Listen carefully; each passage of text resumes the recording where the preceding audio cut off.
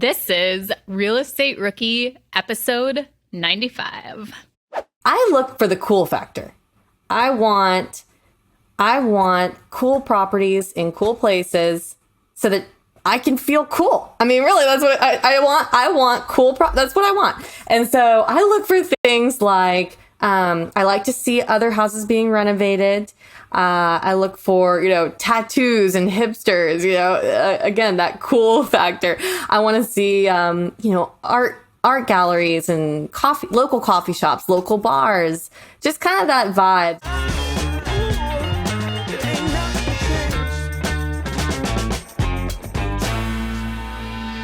My name is Ashley Kerr, and I am here with Tony Robinson. Today, Tony is in beautiful, sunny California, as usual, but I am here in 100-degree weather in Las Vegas. But we got to tell them why you're there, Ashley. You're there trying to gamble off the sadness and despair that you felt from losing out on that deal last week. Oh my gosh, you guys. I put in my biggest offer ever on a property. And there was me and one other person. They actually stopped all showings because they said the offers were good enough. And the seller had me running around getting different financing because he didn't like a certain kind of loan I got. So then I had to go find another one. And finally, after a week, they decided to accept the other offer. It was actually in the newspaper while he was considering the offers that it was a campground, that this campground was had two offers on it, and the sellers were deciding, and one was a local investor, me, and one was an investment group from Los Angeles. So I am convinced that it is Tony who knew about this deal, got people together, and bought this property sight unseen. I don't want to break it to you like that, Ashley, but yeah, it was me. No. And you know what? Until I started telling the story right now, I didn't even make that connection. But before, we've talked about this deal so many other times. But yeah, so it was Tony. Well, more deals to come, but I'm if this one didn't work out, I'm sure there'll be others, and maybe it's outside of Buffalo, maybe it's somewhere a little bit further out, and you finally get that out of state or out of Buffalo deal done, Yeah. It would be nice to get out of New York State for investing. What about you, Tony? What deals are you working on? Yeah, we closed on a property last week. So this will be our first Burr short-term rental in Joshua Tree. So we got a 3-bedroom, 2-bath out there that we picked up. Going to take like 8 to 10 weeks to get the rehab done. Hopefully we can refinance, get all of our capital back. And I think that'll probably be our more normal model moving forward as opposed to buying turnkey. But we also did something kind of unexpected, but we made the decision to sell the first Joshua Tree property that we bought. The market's heated up quite a bit since we purchased there last year. Like we've literally only owned it for like 8.5 months. Hasn't even been a full year yet. And the plan is to use those proceeds to go out and buy a couple more cabins in the Smoky Mountains. So I would say, hey guys, come take a look at the listing, but I'm assuming by the time this airs, it'll probably be sold already with how crazy the Joshua Tree market is. So I'll post some pictures so you guys can see what it looked like. Well, that is awesome. I hope it does sell very quickly and for a very high price. Yeah, fingers crossed. So yeah. Today, we have a guest on, Holly, who is going to talk to us about, right off the bat, USDA loans, which we've never had anybody on talking about that. Then we're going to talk about SBA loans. And then she also goes into how to find an investor-friendly agent. So those were there's a ton more value in this episode, but those were the top 3. I think the thing that stood out to me the most and what I really want the listeners to focus on is when she talked about her transition from the single family investments into the duplexes and commercial properties that she purchased. I think it's a really insightful part of the podcast that a lot of the rookies will hopefully resonate with. So yeah, lots of good stuff throughout this entire episode. So if you guys are watching this on YouTube, please be sure to hit the little bell notification so you guys get notified whenever we drop a new video, and we'll keep dropping new content just like this. And let's bring Holly on. Holly, welcome to the podcast. Super excited to have you on today. I'm so glad to be here, and I'm honored. I'm such a Bigger Pockets fan, so thanks for having me. Absolutely. So Holly, we'll get into your story, your real estate investing journey, but I guess tell us how you got started. What led you down this path to becoming a real estate investor? So first property I bought with a USDA loan, actually before my now husband asked me to marry him. So we got into that property, and a couple years into it, we ended up turning it into a rental. And so just kind of, I joke that you get one, it's kind of like getting a tattoo. You get one and you just can't stop. You just want more. Holly, can you just tell everyone real quick what a USDA loan is? Because a lot of times we hear FHA for your first time loan. So can you tell us about that, please? So I was never really good at saving my money. So I didn't have a lot of money to buy anything. Even the 3% down at that time would have been probably not feasible.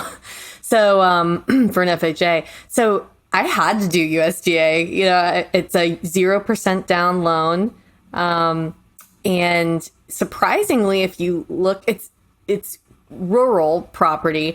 But if you look at the USDA map for the properties, they're typically not as far out as you might think. And they don't update those maps very often. So, it's not as, a lot of the USDA zones are really not as rural as I think people think. So yeah, that's what a USDA loan is. It's really a government-backed loan to incentivize folks to buy property in rural land. And you guys listening, we will link the USDA Maps too in the show notes at biggerpockets.com/rookie95. And you guys can check those out to see if maybe it's an option for you. I want to dig a little bit deeper on the USDA before we keep going, Holly, if that's okay. So is this USDA like available anywhere, or is it just certain parts, like certain states that offer this thing? And then like as the buyer, are there any requirements that I need to have to be qualified? Do I need to be like a farmer or something to get qualified for this? I guess like what are the requirements? No, those are good questions. So first question, location wise, I think it's nationwide. So you just take a look at that map and see how close it might be to where you live. I mean, I'll give you an example here in Atlanta. Northern Forsyth County, Cumming, which really is a very commutable area to Atlanta. Many people who live there, if not most, commute into the city. So it's really not too far out. And then the second question about stipulations, there are some income. There is a maximum income, I believe, and I don't know them offhand, but I'm sure the link to that map, you can see what some of the requirements are. So you can't make too much money. And then I believe there are some maximums as far as the amount that the property, the property purchase. So there's some rules, just like with FHA. Yeah, and with that income limitation, I believe it varies by state and even by county too. So you can actually go onto the website and figure that out. And then your income is based on how many people are in your household. So it really varies. So for Holly to give us an answer, it would be really hard to give us that exact number. I guess one other question on the USDA, and actually maybe you know this too, but I guess, is it only owner occupied properties, or can you do this for an investment purpose as well? Owner occupied. Got it. But and you do need to live. It's really a lot like the FHA with that. I believe you only have to live there for a year, just like FHA, and then you can't have two USDA loans out. So yeah, there are some rules like that. Got it. But it is owner occupied. You're right. I just like kind of digging a little bit deeper on that because it's another financing source that we really don't talk a lot about on the show. And it just proves that there's so many different ways to get the financing that people need in order to get that first investment deal done. Like for you, instead of just saying, hey, I don't have a big pile of cash sitting around to go out and buy my first investment property. Well, what options do I have at my disposal that I can go out and use to leverage? So, we're like 5 minutes in, you're dropping like a really great tactic for new rookie investors to get started. Awesome. Good. Yeah, I don't think we've had anyone on that has talked about USDA loans before. So this is great. Yeah, it is interesting. I don't know why it's not more talked about. I mean, I know right now is a competitive market, so a lot of realtors are trying to, pull away from FHA and kind of get their buyers doing conventional. But I mean, USDA is a great loan, and I don't hear a lot of lenders or realtors really educating their clients on it as an option, even when they are in those USDA zones. So, but that's great. I'm glad I could help. Holly, before we go any further, can you give us a breakdown of what your portfolio looks like today? Sure. My husband and I have 2 duplexes and a commercial property. So let's go back to the very beginning. So you did the USDA on this first house. Then what happened after that? And when did you really realize that you wanted to be a real estate investor and keep pursuing this? Probably thanks to Bigger Pockets. I've been listening to Bigger Pockets for many years now. And so I'm sure I owe it all to Bigger Pockets, really. I mean, Bigger Pockets is just a life-changing platform and podcast. And, love what you guys are doing as well with the Rookie podcast. So that was a perfect answer. Couldn't have said it better myself. Yeah, we'll send you your payment afterwards, Holly. Thank you for the great plug. Yeah, good. Great. Yeah, so to answer the question, so the trajectory really went like this. We wanted to kind of upgrade our house. So we decided to keep our house as a rental. And that was really the beginning, the baby step into being landlords. We cash flowed about $100 a month on that property. We went and bought another house, which we did like a mini flip. So we lived there for a year. I actually got pregnant and hated the smell of that house and just couldn't. I had to leave. So we ended up buying a brand new house, so that I had no smells to deal with. And we built a house after that. So anyway, so we kind of inadvertently flipped the second house because I had to get out. And then I started thinking, what are we really making on this single family house? And when I really crunched the numbers, we're only making about $100 a month. So that's not enough. So, and in that period of time, the market had increased. So we were able to sell that first house that I had bought, and with the proceeds of that home, we went and bought 2 duplexes with them. Holly, I want to point out, because you just hit on something that I think is really important for rookie investors to understand. You bought this single family residence. You were able to turn that into your first rental, but you then realized that, okay, this approach doesn't align with my long-term goals, right? Like the amount of cash flow that I'm getting from this one single family residence doesn't align with my goals as a real estate investor. And you were able to sell that property and use that to get into a property that was more closely aligned with the goals that you had for yourself. I think sometimes as real estate investors, or as rookie real estate investors, especially the folks that haven't done this yet, they put so much pressure on themselves to make that first deal this big home run, right? Where the numbers have to be crazy good and they need, 30% cash on cash and they want to make $1,000 a door, but it's like your first deal, you're making $100 and maybe it wasn't a home run, but it gave you the confidence that you needed to keep going, and then gave you the capital once you sold it to transition into something else. And I think that's the thing that rookie real estate investors need to focus on, is that the purpose of the first deal is to give you the confidence, the skills, the knowledge, the ability to keep scaling and keep growing. So I love that you guys had that realization and you made that change. And that, I think just to add on to what Tony said, was that you took something that wasn't working as a rental and you found a way for it to work for a different real estate strategy. So that's, if you're a new investor, think about, if you purchase a property, do you have multiple exit strategies that you can use on that property? And obviously, when you first bought it as, a primary residence, you weren't thinking of all these things, but it ended up working for you. And now you have that skill and you have that knowledge that going forward, you have multiple options if a deal doesn't end up working out how you thought it would. Let's go back to the mini flip on that second house. What do you mean a mini flip? Give us the details on that. I guess in retrospect, it was a flip. It was a year-long flip. I just don't classify it as a true flip because it's just not what I went into. It's not what we bought it for specifically, but it ended up becoming one because we lived in it while we did the renovations.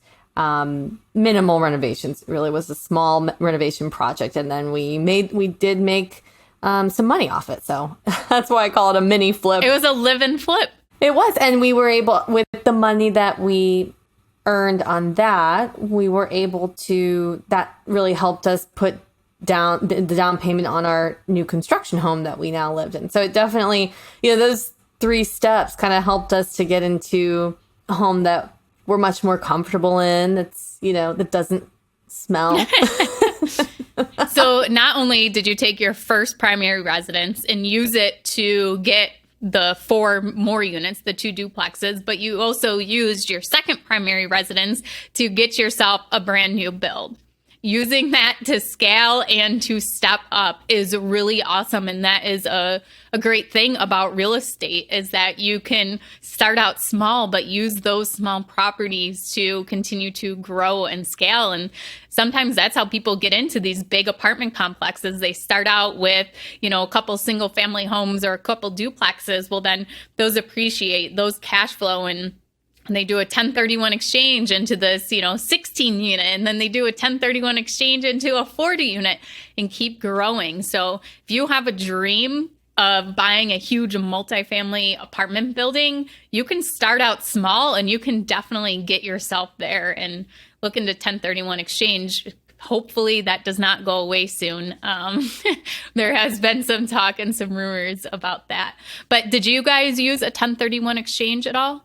Oh, it's funny you bring that up because that was one mistake that I made. I used a 1031 and only to halfway through, I'm like, wait a minute. Did I actually have to use a 1031? Because I lived in the place 2 out of the 5 years. Oh, no. Oh my gosh. No. And, this was a good lesson for me because I paid, let's say, $800 or $900 for the 1031 that I didn't actually need to use because we qualified for the rule. And correct me if I'm wrong. I think it's 2 out of the last 5 years. If you lived in it 2 out of the last 5 years, then you do not have capital gains tax. You don't have to use a 1031, basically. So anyway, I did. And, my realtor, who is investor savvy at the time, now I'm a realtor, but I had a realtor then. And my 1031 guy, nobody stopped and asked me that question. And you know what? I had known the answer. I remember learning that before. But it was just a good lesson to me to really slow down because things move so fast. When you're going through these transactions, it's so easy to forget what you know. And now going forward, I try to slow myself down and make sure I ask, if it's a tax question, I should have called a CPA, instead of relying upon my realtor and the 1031 intermediary to have all those answers or to slow down themselves and ask me all the right questions. So that was a good learning lesson. That is such great advice right there, is that it is so easy to forget things that you already know. Something so simple as that, and that can save you money. Or how much did you spend on the 1031 exchange to have it done? Do you remember? I think it was $800 or $900. So you could have saved $800 or $900 and still not have had to pay taxes on that income. So just to recap real quick, 1031 exchange is actually part of the IRS's tax code, and some call it a loophole, where what you can do is you can take a property and you can take the proceeds from the sale of that property and put it into another investment property, and you will not have to pay capital gains tax on the proceeds of that sale. So basically it's deferred income. So your taxes are deferred on that. So eventually, if you can keep 1031 exchanging and deferring those taxes you would pay on that income, what would trigger it is you decide not to 1031 exchange anymore and you sell a property. And then also if you pass away, it would trigger it too. Is that right, Tony? Do you know? Yeah, I think I think that's, but I think there's also a way, when you do pass, that there's a way for the people that inheritance, yeah, and defer those so tax, that they don't have taxes. to pay it either. Yeah. So it's a really powerful tool, right? A lot of really savvy real estate investors use this, like Ashley said, to just keep scaling up the size of their portfolio. So Holly, you're like a little real estate ninja already, using these really cool taxes. You got the USDA loan, you've got the 1031 exchange. You're pulling out a lot of cool things that I think a lot of folks haven't heard of yet. Just think that $800 was a learning experience on the process of doing a 1031 exchange. There is a timeline too. So you have to identify the new property you're going to purchase within a certain amount of time, and you have to close on the new property within a certain amount of time. So it's not like you can go and sell your property and then just hold on to the cash for 3 years, then buy another one. And the purpose of that 1031 intermediary is they actually hold the cash until you close on the newest property too. So you don't even get to see it. Yeah, well, I guess one other thing to add on, like we haven't done a 1031 yet. We actually, I don't think I've told you this yet, Ashley, but we just listed one of our properties in Joshua Tree. And we're No, looking you to 1030 didn't. that. Yeah, we're looking to 1031 one of those into a cabin in the Smoky Mountains. But you can also, I always thought it was black or white, where either you use all the proceeds and it got taxed, or you put it all into the 1031 exchange. But you can actually decide how much of the gains you want to pull out, and then you can 1031 the rest of it. So say you have, I don't know, net proceeds of like 50 grand, you want to take out 10,000, you pay the taxes on that. The remaining 50,000 you can still put into a 1031 and use that, tax free to go buy something else. So lots of really cool things around the 1031 that I'm still kind of learning as we go through this process.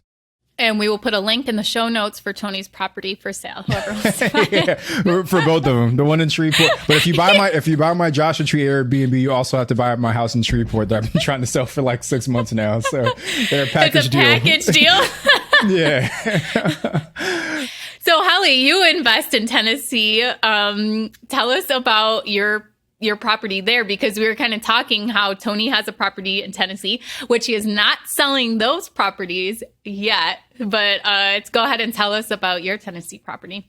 So the duplex in Tennessee, it's actually technically on the Georgia side. So it's Chattanooga, but it's on the Georgia side in a town called Rossville, which is 10 minutes from downtown Chattanooga, but not as known on a national scale, I think, with investors. So maybe a little overlooked. So the numbers are really good there. Whereas in Chattanooga proper, it's becoming quite a bit more competitive and the numbers are a little tighter. But yeah, that's a good property. It was $125,000 purchase price for a duplex. Didn't really need any work. Great renters. That was only a year ago, a year and a half, and the rent has gone up $200 on each side. So each side is now $900 for long-term rent. But not to get too ahead of myself here, but I am in the process of converting these to short-term rentals. Holly, how did you find that market? You said that, it's not as well known by investors. How did you find it, and how did you analyze it? I feel like that's one of my strengths, actually. I really try to think outside the box and come at things a little bit differently. I'm not super savvy when it comes to analytics and numbers.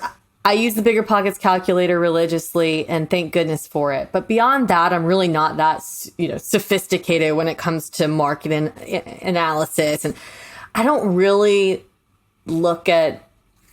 I don't think I look at a lot of the traditional things people look at. I look for the cool factor. I want cool properties in cool places so that I can feel cool. I mean, really, that's what I want. I want cool. That's what I want. And so I look for things like I like to see other houses being renovated. I look for, tattoos and hipsters, again, that cool factor.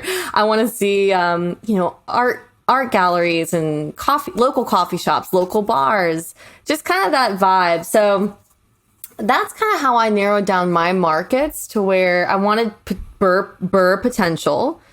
So I wanted places where there was a value add, and I just didn't want to compete with everybody else. So I really like to look for a little, under the radar spots that aren't quite as talked about on the national stage, especially with COVID. I mean, gosh, now that we can work anywhere, I also like a little outdoor quality, because I feel that a lot of people who work remotely, they like to have that outdoor lifestyle. So some place that has that to offer as well. So those are kind of the things that I look for to market. Well, you just gave away your secret market right now, because all the real estate rookies are going to go move in on your market right now. So that's cool. They'll increase my property value. Yeah, that's not a bad thing, right? I want to talk a little bit about, you said transitioning some of these long-term rentals into short-term rentals. I guess talk us through your thought process on making that transition, because you said you were able to raise the rents $200, in a relatively short period of time, which is pretty good for a long-term rental. What's driving the desire to change these to short-term? I used to work in hotels when I was younger in Florida. I'm originally from St. Pete, Florida. And working at a hotel front desk was always my favorite job ever. And then, my career was sales, but I just really miss working in hotels. I've always wanted to own a hotel. Like, that's like the dream job, a hotel and a bar, where I could just karaoke every night. So Airbnb is kind of like my chance to almost sort of own a hotel. I mean, I hope I'll be good at it. I have 2 more days before my deadline to launch 2 of them live. So it's all happening. That's one thing I tell my clients, I'm in the trenches with you. I'm doing it. My hands are, I'm getting my hands dirty. So this is all happening and unfolding. But yeah, I'm transitioning. Long-term rentals are great, but short-term rentals are exciting. And the cash flow is 2 to 3 times more. Now that's self-managing, but even if you outsource it, it's still a little bit more on the cash flow. So it's just exciting. One follow-up question: what made you confident that city was a good city for short-term rentals? I know what you said you kind of looked for on the long-term rental side, but just because a property can do well as a long-term rental doesn't always mean that it'll succeed as a short-term rental. So I guess, what were some of the signs you saw that made you say, okay, I feel confident that this property will still do well once I make that transition? Well, our other duplex is in a true tourist town. So that was kind of an easy answer for me. And then, of course, I ordered the AirDNA reports for both of them. And hopefully that all pans out. But the data looks really good for both. And then the Chattanooga one, even though I didn't initially, I wasn't thinking Airbnb for that one. But then when I pulled the report, I couldn't believe my eyes. And, Chattanooga can be tricky with their ordinances, but Rossville, where this particular duplex is, in a way, you're right, I'm giving away all my secrets. They have not figured out their ordinances yet, which is a whole nother topic, the ordinance topic. But yeah, so Airbnb is fair game there, and again, being 10 minutes from Chattanooga, from downtown Chattanooga. Chattanooga is a popular vacation destination as well. Tony just had to leave the podcast so that he could go put in an offer on a Rossville property. I'm literally on Airbnb right now, typing in Rossville to see what's on there. That's so funny. Not a lot of competition. So I have one short-term rental, and it's in a very small town, and I think there's 3 other short-term rental properties in there. So there's not a lot of Airbnb or short-term rental data in that market for me to go out and pay for software. So can you explain what AirDNA is and what exactly it does, and if it's worth paying for, and how much does it cost? I think it's totally worth it. I mean, AirDNA pulls from VRBO and Airbnb. So, I mean, sounds like pretty reliable data to me. It'll show you the year-round average occupancy. Again, I don't go too deep. I look at a couple of things. I look at year-round occupancy. I don't worry that much about seasonality. I just want to know the averages and figure it out from there. And then look at your average nightly rentals. So you can kind of get an idea of what that particular unit would bring in. You can drill down into your competition, if you want to call it that, but you can drill down into the other Airbnbs in that area to see, how they look and what kind of occupancy they have. You can even see if they are available. So some rentals will only be available. They only open it to rent for a certain period of time during the year. So you can kind of compare the ones that are full year-round rentals, and it'll show you how much revenue they're bringing in. So I think it's a great resource. Now, what I do, it's a subscription. So I don't want to pay for that year round. So I just buy it for a month, and then I put a reminder on my calendar to cancel in a month. But Sometimes I forget, but yeah. One other thing. So AirDNA is great for doing research for sure. But I've noticed that the data, it's, like any piece of software, it's not always super accurate. One of the ways that I really like to do research on a potential market is literally just opening up Airbnb and seeing for comparable property to the one that I'm looking to purchase, and seeing what their rates are for the next 30, 60, 90, 180 days, seeing what their occupancy looks like for the next 30, 60, 90, 180 days. And once you do that for, 10, 15, somewhere around their listings, you have a really good idea on what the going rate is for Airbnbs in your market. So, AirDNA can get expensive if you're looking for multiple markets. Like I know where I invest, I think it's like 99, 95 per month per market. So if you're trying to do that for a lot of places, it can get kind of expensive. So that's the kind of ninja trick if you want to do it the free way. Holly, I want to know, how are you finding your deals? Are you getting them out the MLS? Are you doing direct mail? What's working for you? I mean, I'm really boring with that. It's just, MLS, realtors.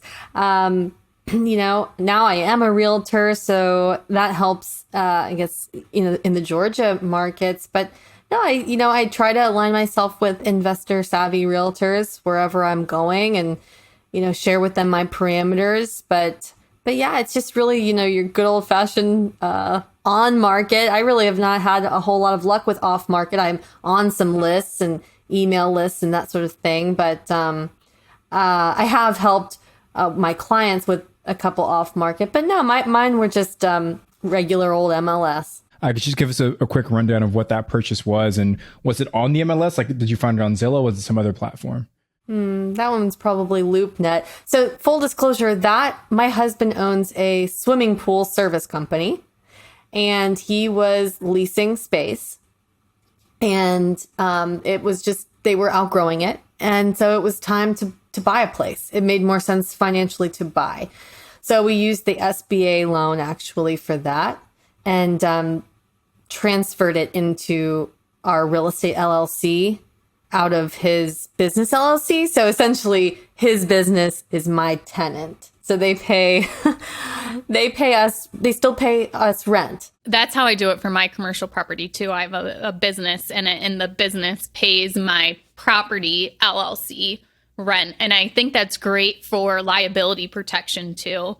So if someone goes after the business, the property is in its own separate LLC, or vice versa. Instead of having all your eggs in one basket, the business and the property in one LLC. So I really like that technique too, that you're doing that. What is it, just one commercial space in that building, or do you have other tenants in there? It's just one. Yeah. It's a warehouse, office warehouse. And then you used an SBA loan to purchase the property. What was that like? How did that differ? Because I know a lot of people do SBA loans for their business, but I'm not very familiar with actually using it to purchase property. Yeah, that's really, my husband can answer that one a little bit better because he worked really hard on that. I know. So if for anyone out there that owns a business and wants to look into this, there are the Small Business Development Center, SBDC, I believe. It's actually tied in with I believe the Chamber of Commerce, the U.S. Chamber of Commerce. It is a free program that if you Google it, you should be able to find one relatively close to you. A lot of times they're located on campuses, university campuses, but they are separate and they are open to the public, and they're completely free. Again, the Small Business Development Center.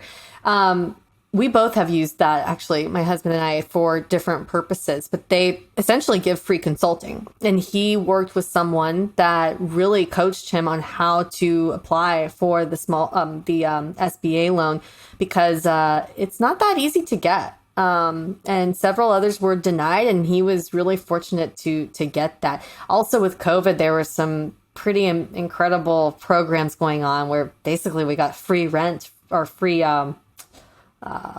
financing for like 6 months. So pretty amazing. Wow, that's awesome. One of the reasons I ask about that is because I recently put an offer in on a commercial property, and it was a business too. And I went and got a letter from the bank. The seller requested with my offer that I had a letter from the bank saying they would provide financing. And I didn't even realize this, but in the letter, the loan officer had written in there contingent upon SBA approval and guidelines. And the seller said, my brokers have advised me not to accept an SBA loan because they're so hard to get and there are so many problems that come up. And I had to go to another bank and get a letter from another bank saying they would do the loan in-house and wouldn't use the SBA to do it. But that was kind of my first run-in with using SBA for property. And long story short, I didn't get the property either. Anyway, so it didn't even matter. And I'm still crying about it. That's why she's in Vegas right now. She had to go blow off some steam to get past the loss of the... Well, Holly, I want to switch gears a little bit because you're now a real estate agent, correct? Were you an agent when you first got started? What prompted the transition into the world of becoming a realtor? No, I wasn't. So my background was sales, and then I got so burnt out on just corporate life. So I ended up switching over to still selling insurance, but as a 1099. And then I got pregnant, and so I kind of, was a stay-at-home mom for a while. I have 2 little ones, so that's still a pretty big part of my day. But yeah, I was just so immersed with the real estate investing side and just so obsessed with it. I said, you know what? Let me just go ahead and get my license because I'm already have the sales background. I really love, I have 4 younger brothers, and I'm always talking to them about real estate. And I thought, I'm pretty good at this. Like, I think I can help other people. So I also just found, looking in all these different markets, I met with a lot of realtors. A lot of them state that they are really investor savvy. I mean, bless their hearts, but they're just not. So, I mean, either they don't invest themselves, which is fine. You got to start somewhere. Or they just didn't get the lingo. They're just little things that really help when you work with an investor focused agent. So I just felt like, man, really, it's amazing how few agents there really are that work with investors. I mean, now that I am a realtor, I focus 100% of my marketing efforts on, full disclosure, I only use BiggerPockets for as a realtor, and I have more buyers than I can handle, which is, kind of a common thing right now, but I have, I send a lot of referrals, and I really struggle to find investor-friendly agents across the country. So, which I understand, there are reasons for that, but yeah, I love it. I mean, I just love being a realtor, and I love working with investors. Thank you for breaking that down for us. We just had David Greene on the Ricky Show on episode 81, and he kind of broke down his thought process on why an investor should or shouldn't become a realtor. And your reason of why you became a realtor aligns with what David Greene suggested. He said, if you have a desire to actually become an agent and become a really good agent, then you should become an agent. But if your goal is just to, close on the 1 or 2 deals that you buy a year and just represent yourself, is it really worth the time and the effort to become an agent? So, I feel like we get that question a lot in the rookie groups, and people message me, and I'm sure Ashley gets it as well, is, hey, do you think I need to get my license to become a real estate investor? I think the answer to that is no. But if your goal is to build a side business of also being a realtor, then obviously that's the path that you want to go down. So your experience was just a good example of that. Yeah, I mean, I totally agree with that. It's really hard, actually, it's hard to determine where to put my time every day. I've had to really be careful and not say yes to too many people and to too many things when it comes to being a realtor. And I'm really trying to leverage my network and build a network of other investor savvy agents because, I just can't do it all. I've got a 2-month-old. I've got these Airbnbs launching. I've got, an insane 2-year-old, just literally insane. So I mean, you just can't do everything. And being a realtor it's a job. And so I think it's easy to get very distracted from your goals. I have to remind myself, like, my goals as a realtor are probably not the same as a traditional real estate agent who doesn't have any interest in investing or building an empire. I want to build an empire over here. I can't, you can't do it. Well, maybe some people can do it all, but not me. Holly, what are some of the questions that you ask these other agents when you are kind of vetting them to see if they are investor friendly? What are you looking for? Could you give some advice to, our listeners if they are looking to hire an agent? What are some things they should look for and ask for? Do you have any properties yourself? Do you work with other investors? I'm looking for, specifically, I get a lot of leads for North Georgia these days. It's pretty hot for Airbnbs now. And I can tell you, I've really struggled to find a partner up there that even knows what Airbnb stands for. I kid. But, it's a very old school vacation rental market. It's kind of hard to find agents that are at least somewhat Airbnb savvy. I think a savvy Airbnb agent will know something about the ordinances, at least in their local market, or how to find them out for someone. So understanding that's important. Someone who can kind of give you a quick gut check if you send them a property, I guess I'm looking for someone that's not just going to immediately their knee-jerk reaction is, oh, you need cash, it's a crazy market, basically just negative Nancy. You need somebody who's going to think outside the box, encourage you, and say, look, we're going to find something. Whether it's have you considered this market right next door? Okay, same returns, but not as hot on the national market. Just thinking outside the box. And so many times I think investors, especially if they're newer, a realtor just kind of scares them away with, you can't compete, just forget it. Well, that's not true. There's plenty of ways to skin the cat, and there's, just got to think outside the box just a little bit. And the biggest thing is that they ask you some questions. Try to understand your goals. Slow down for one moment. Maybe not just having a quick 5-minute phone call, but actually, I try to do a face-to-face video call, a 30-minute, and I have all my questions that I need answered, and I'm prepared. And so those are the things that I would look for in an agent. That's a great breakdown of what to look for. And like I said, I think what you just talked through really echoes what David Greene talked about a few episodes ago. Holly, I want to take us to our next segment, which is the mindset segment of the show.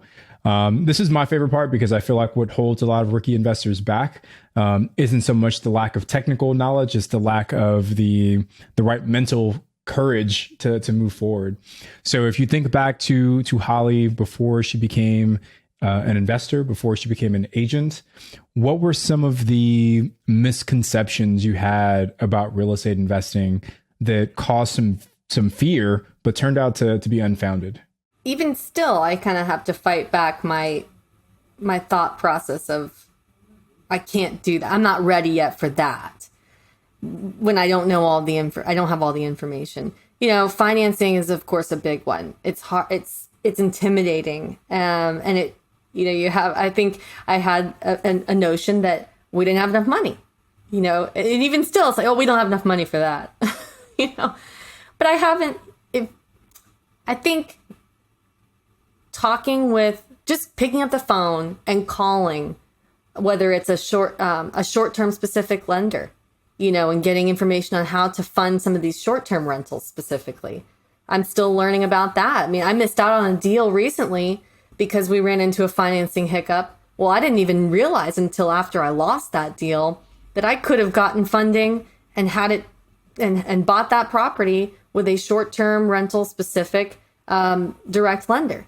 So I think, just being ignorant about things, I don't mean that in a bad way, but just not understanding something, it's easy to be intimidated by it. But once you just pick up the phone, talk with someone, let them educate you a little bit and just take one little baby step towards it, it starts to become less and less intimidating and and more tangible. And it's so doable. I mean, you just start to realize that you're not that different from all these other people. There's nothing, it's not magic. You're not that far away. And I had a realtor before I was a realtor, our realtor at the time. He really helped us. After we had closed on our house, we were having lunch, and I'm sure I was talking about wanting to invest and thinking, oh, we're 6 months, we're a year out. We have to get the. He says, I don't think you're that far. Why don't you just, just lean into it? I think you're like there, actually. I think you guys are there. And we did. We just, sometimes you just need that person to really push you off the ledge, I think. It's funny you should say that. While I'm in Vegas, I want to do the bungee jump thing off the Stratosphere Tower or whatever. But I have to have somebody go do it with me because I'm going to need them to push me off the edge because I won't be able to jump myself.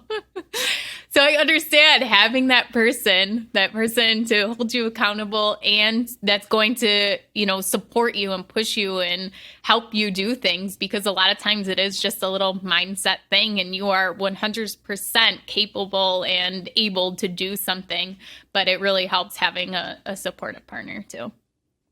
Okay, so let's move on to our rookie request line. You guys can give us a call at 1-888-5-ROOKIE and leave Tony and I a voicemail. Leave us a question and we'll play it for our guests on an episode. Hey guys, this is Landon from Anchorage, Alaska, and I just had a question regarding accounting for every dollar on an investment property. After I've done all my analysis, I'm looking at a property and I'm going to be cash flowing about $400 to $500 a month on a fourplex. And I just really want to make sure I'm putting a purpose to each dollar and kind of sectioning out, the 10% I have for CapEx or the 10% I have for vacancies, and just kind of setting those aside in different pools of money. I just wanted to see if there's different methods or different softwares or things like that where you can separate all of that money out into those individual sections or accounts or whatnot, and what the best methods are for that. So that was it. Thanks so much. Bye. Okay, so let's sum up Landon's response. So he's questioning about his variable expenses. So the CapEx, the property management, maybe he's self-managing now, but wants to account for having property management later on, and then also saving for vacancies. So in the Bigger Pockets calculator reports, there is a section where you can put the percentage you want to save for each of those categories, and even repairs and maintenance. What would be your advice as to how he should actually save for that money? Put it into different bank accounts every month, keep an Excel spreadsheet. What do you think about that? That's a good question. I don't. I mean, I think that's probably smart that he would do that, but I keep it all in the same operating account. Yes, I do what he's doing. And although I think that sound a little high to me, but the percentages anyway, but I don't know about you guys. I keep it all in the same operating account. Yeah. Once I get to a certain amount has been saved, then I don't go beyond that. I've got just one thing to add on to here. So this is for Landon, right? Landon, read the book Profit First by Mike Michalowicz. He's got a really kind of simple process for managing your cash flow in whatever business it is. The way that we've set up our business for our short-term rentals is that a certain percentage of our income goes into an operating expense account. So all of our income, all of our expenses flow out of that account. We have a separate account for profit distributions. We have a separate account for taxes. Then we have a separate account for reserves as well. And those kind of different accounts, pretty much once a month, we just distribute whatever the available balance is in that bank account, redistribute it to these other sub accounts based on whatever percentages we've set up. So sounds complicated, but if you guys read the book, it was really a life-changing book for me in terms of how we manage cash flow in our business. And Landon, I think that's kind of what you're looking for as well. And then one last plug, there's a bank, it's an online bank called Relay Financial. And I'm actually in the process of moving all of our bank accounts over to this new bank. But they can automate the transactions of moving money from your main income account into all of these sub accounts on whatever date and whatever percentages you choose. So if you're looking for a software recommendation, Landon, I'd say Relay Bank might be a good place to start. Yeah, my local bank does that too. I have an online banking that I actually can put all of my LLC bank accounts into one kind of dashboard, and then you can set the automatic transfers every month too. So yeah, that's a great advice. You don't even need software. You can just use the online banking, and almost every single bank allows you to open a free checking account and even more. And you can get all your, do your Christmas shopping, open 10 bank accounts during Christmas. You'll get a folding chair, you'll get a mug, you'll get cookware, you'll get Tupperware containers, all those free things that the local banks give out with the big bows on it. Anyway, if you get a folding chair from Ashley during Christmas time, you know where it came from. Yeah. Actually, what's really funny is I don't even get the gifts anymore. Yeah, because you opened up something. You've been around so long. Yeah, they just probably just don't think that I care. I don't know, but the last time I opened one, I actually rode my motorcycle there, and I emailed them all the information beforehand, and then I just go in and sign, and I completely forgot about the folder with like the starter checks and everything like that, and I said, do you think I could come back and pick this up another time? And because I didn't have a bag or anything with me, and they actually mailed it to me, which I thought was really nice, but yeah. So nice little plug to Community Bank in Buffalo. Okay, Holly, let's go to our random questions. So my question today is, we haven't asked this one in a while, but what is a bucket list item that you want to cross off? It can be some, in your personal life, something with family, or it could be something to do with real estate investing that you want to accomplish or achieve. I really want 40 by 40. So I want 40 doors by 40. And the only reason I made that goal is because I heard Scott McGillivray, am I saying that right? He said he did the 25 by 25. Don't laugh, because I did the goal of 30 by 30, and I was like, I think 3 weeks shy of it. I was closing on a triplex. So when I actually turned 30, I was 2 doors short, and then closed on it 3 weeks later. But yeah, don't laugh. It's a fun goal. It's motivating, as long as you remember that you're not just trying to accumulate units, and that they're actually cash flowing units. Because I think a lot of times people get caught up in, I want 100 units. Okay, well, sometimes you can have 30 units that cash flow the same as somebody that has 100 units. So don't ever get caught up in how many units. But yeah, I will be cheering for you, 40 by 40. Yeah.